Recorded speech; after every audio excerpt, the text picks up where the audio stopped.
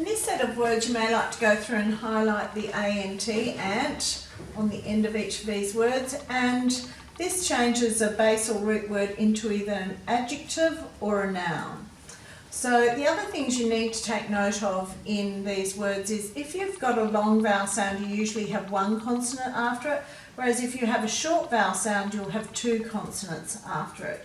Now if you go down to these ones, brilliant, you've got a short vowel here with the two consonants. Don't forget the little it after it, brilliant. Quite often that it sound is lost, but you still need it. It's not brilliant, it's brilliant. Now in participant, the CI, you know, if a C is followed by an E, an I or a Y, it's going to force the C into making it soft sound S. Now significant is quite a tricky one too. A lot of people have trouble writing the word sign. Try and tell yourself, so you remember, that the word sign actually came after the word signal. And that's why when they wanted the word sign, they dropped the AL off it, but you still need that G in there. But it's too hard to sound it when you're saying the word, so it's a bit hard to say sign. So we leave out the G, we make it silent in the word sign, but it definitely has to be in there. But you can hear it insignificant, so that may make it a bit easier for you here. Now these words really break well into open and closed syllables, which makes the spelling a lot easier. Now what do they mean? Vacant means empty, fragrant means having a pleasant smell, pleasant means enjoyable, an assistant is a person who helps in particular work, dominant means having power and influence over others, relevant means closely connected or appropriate to what is being done or considered. Brilliant means clever. A consultant is a person who provides expert advice professionally, and it can also be a hospital doctor of senior rank within a specific field. A participant is a person who takes part in something, and significant means something that's important. When a word ends in ant, we know that it's either forming an adjective or a noun. So here you have to read the word, cover it, and then write it and check to make sure that you've spelt them correctly. Now in this section we're looking for antonyms, so a list word that means the opposite of these 6 given words. Fill in the gap with the missing list word here, so you need to know their meanings. Write the list word to match the synonyms, so words that mean the same from the list above. Use the list words in a sentence. We've given you consultant and assistant in one sentence, and relevant and dominant in another sentence. Combine with the list word. We're looking for common word pairs here.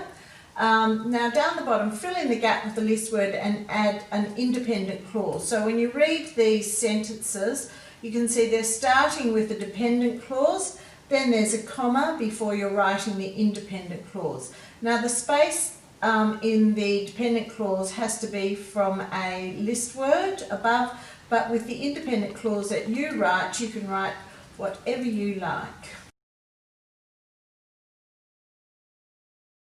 In this list, you know that these words are either adjectives or nouns, and in this section here we want you to fill in the table. So whether it's an adjective or a noun, we want you to change it into a verb or back to an adjective or a noun. Then choose 3 of the above verbs and use each in a sentence. So any 3 verbs from above and 3 sentences here. Now change the list words into a noun, then use in a sentence. So we're going from an adjective to a noun in each of these, and then an interesting sentence for each one as well. Highlight the prefix added to the word that made it into its opposite. So you've got 3 different prefixes there to highlight, and then you're going to fill in the gap with one of the above. Now make the new word. You're going to have brilliantly and vacancy written there and there.